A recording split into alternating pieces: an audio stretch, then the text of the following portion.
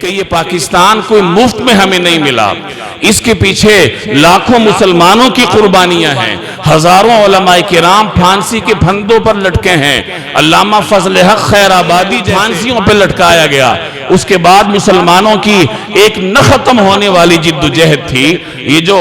بر صغیر آزاد ہوا اور ہجرت ہوئی، اس کو تاریخ انسانی کی سب سے بڑی ہجرت قرار دیا گیا۔ 73 لاکھ کے قریب انسانوں نے انڈیا سے پاکستان کے خطے میں ہجرت کی،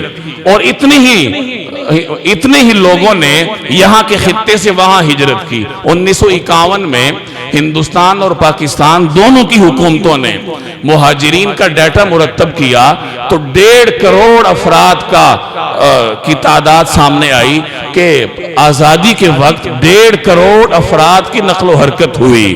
آدھے ادھر سے ادھر آئے اور آدھے یہاں سے وہاں گئے۔ 8 لاکھ کے قریب مسلمان اس ہجرت کے دوران گم ہو گئے، جنہیں آپ شہید تصور کر لیں۔ ہزاروں ماؤں بہنوں اور بیٹیوں کی عصمتیں تار تار ہوئیں، پھر جا کر یہ خطہ ہمیں میسر ہوا، اور اتنی قربانیوں کے بعد حاصل ہونے والی مملکت کے ساتھ میں نے اور آپ نے کیا سلوک کیا؟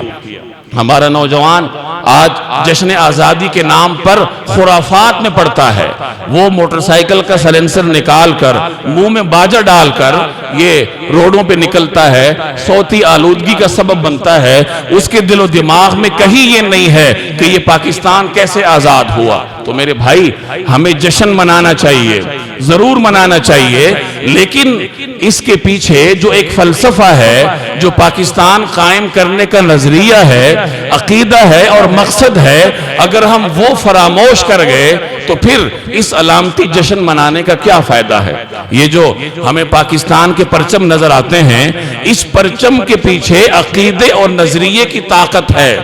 عقیدہ اور نظریہ اس پرچم کی روح ہے، اور آج لوگوں کی یہی کوشش ہے کہ مسلمان نوجوان سے عقیدہ چھین لیا جائے، اپنے اسلاف سے اس کا رابطہ کاٹ دیا جائے، اس کے دل و دماغ سے یہ تصور نکال دیا جائے کہ یہ ملک کیسے حاصل ہوا۔ نتیجتاً اسلاف سے کٹ جائے گا، عقیدے سے کٹ جائے گا، نظریہ فراموش کر بیٹھے گا، عیش و عشرت میں پڑے گا، خرافات میں پڑے گا، اور پھر وہی آپ کے سامنے ہوگا جو میں اور آپ دیکھ رہے ہیں۔ تو آج کے دن میرے اور آپ کی بنیادی ذمہ داری ہے کہ اپنے نوجوانوں کے سامنے ان کی تاریخ کا ایک خلاصہ پیش کریں کہ اس جشن آزادی کی روح تمہارا عقیدہ ہے، نظریہ ہے۔ وہ جو نعرہ مسلمانوں نے بلند کیا تھا کہ پاکستان کا مقصد کیا، لا الہ الا اللہ، اس نعرے کو زندہ کرنے کی ضرورت ہے، تاکہ میرے اور آپ کے دل و دماغ میں یہ بات اترے کہ یہ وطن بغیر کسی مقصد کے حاصل نہیں ہوا، بلکہ اس کا ایک خاص مقصد تھا۔ اللہ تبارک